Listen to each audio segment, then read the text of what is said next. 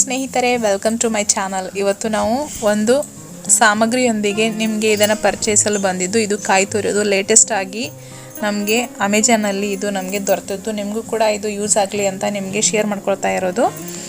ಅದ್ರ ಜೊತೆನೇ ಇದು ನಾನು ಮುಂದೆ ಹಾಗೆ ಎಕ್ಸ್ಪ್ಲೇನ್ ಮಾಡ್ತಾ ಹೋಗ್ತೀನಿ. ನೋಡಿ, ಇದು ಇವಾಗ ನಾವು ಕಿಚನಲ್ಲಿ ನಿಂತ್ಕೊಂಡು ಅಡುಗೆ ಮಾಡೋದರಿಂದ ನಮಗೆ ಕಾಯಿ ತುರಿಯೋದು ಕಷ್ಟ ಆಗುತ್ತೆ. ಅದಕ್ಕೋಸ್ಕರ ಇದನ್ನು ನಾವು ಈ ಥರ ಕಿಚನ್ ಕಟ್ಟೆ ಇರುತ್ತಲ್ವ, ಅಲ್ಲೇ ಟೈಟಾಗಿ ಸೆಟ್ ಮಾಡ್ಕೊಂಡ್ಬಿಡೋದು. ಮಾಡ್ಕೊಂಡಾಗ ನಮಗೆ ಕಾಯಿ ತುರಿಯಲು ತುಂಬ ಸುಲಭವಾಗುತ್ತೆ ಮತ್ತು ಅಡುಗೆ ಕೂಡ ಬೇಗಾಗಿ ಮಾಡ್ಕೊಳ್ಬೋದು. ನೋಡಿ, ನಮಗೆ ಟೈಟಾಗಿ ಸೆಟ್ ಮಾಡ್ಕೊಂಡ್ಬಿಟ್ರೆ ಕಿಚನ್ ಕಟ್ಟಿ ನಾವು ಎಲ್ಲಾದರೂ ಒಂದು ಕಡೆ ಫಿಕ್ಸ್ ಮಾಡ್ಕೊಂಡ್ಬಿಟ್ರೆ ನಮಗೆ ಅಡುಗೆಗೆ ತುಂಬ ಅನುಕೂಲವಾಗುತ್ತೆ. ನೋಡಿ, ನಾನು ಇಲ್ಲಿ ನಿಮಗೆ ಸೆಟ್ ಮಾಡಿ ತೋರಿಸ್ತಾ ಇದ್ದೀನಿ. ಹೀಗೆ ಟೈಟಾಗಿ ಒಂದು ಕಡೆ ಸೆಟ್ ಮಾಡ್ಕೊಂಡ್ಬಿಟ್ರೆ ಇಲ್ಲಿ ಕಾಯಿ ನೋಡಿ ಎಷ್ಟು ಗಟ್ಟಿಯಾಗಿ ನಾನು ಟೈಟಾಗಿ ಇವಾಗ ಬಿಗ್ದಿದ್ದೀನಿ. ಇವಾಗ ಒಂದು ಪ್ಲೇಟ್ ಇಟ್ಕೊಂಡು ನಿಮಗೆ ಕಾಯಿ ತುರಿದು ತೋರಿಸ್ತೀನಿ. ತುಂಬ ಚೆನ್ನಾಗಿ ತುರ್ಕೊಳ್ಬೋದು, ಏನೂ ತೊಂದರೆ ಇಲ್ಲ.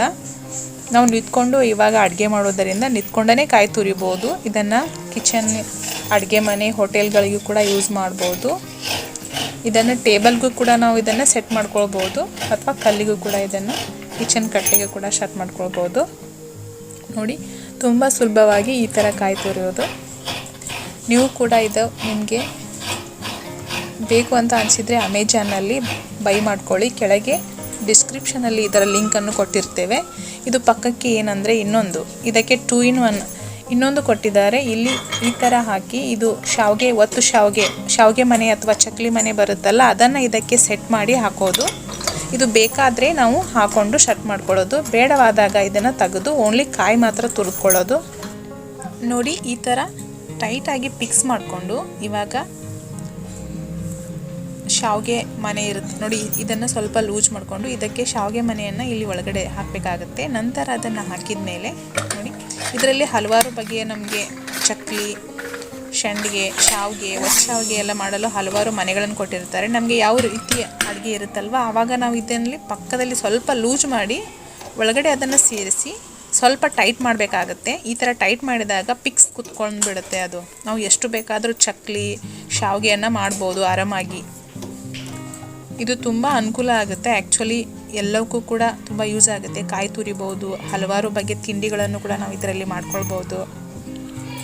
ನೋಡಿ, ಈ ಥರ ಪಿಕ್ಸ್ ಮಾಡಿದಾಗ ನೀವು ಯಾವುದೇ ಹಿಟ್ಟನ್ನು ಹಾಕಿ ಯಾವುದೇ ಡಿಸೈನಲ್ಲಿ ಕೂಡ ನೀವು ಕೆಳಗಡೆ ಒಂದು ಪ್ಲೇಟ್ ಇಟ್ಕೊಂಡು ತಗೋಬೋದು. ನಾನು ನಿಮಗೆ ತೋರಿಸ್ಬೇಕಂತ ನಾನು ಸ್ವಲ್ಪ ಗೋಧಿ ಹಿಟ್ಟನ್ನು ಕಲಸಿ ಇದರಲ್ಲಿ ಹಾಕಿ ಶಾವಿಗೆ ಥರ ನಿಮಗೆ ನಾನು ತೋರಿಸ್ತಾ ಇದ್ದೀನಿ. ಗೋಧಿ ಶಾವಿಗೆ ಇದು ಬೇಡ ಅಂದಾಗ ತೆಗೆದಿಟ್ಬಿಡಿ, ಬೇಕು ಅಂದಾಗ ಇದನ್ನು ಪಿಕ್ಸ್ ಮಾಡ್ಕೊಳ್ಳಿ.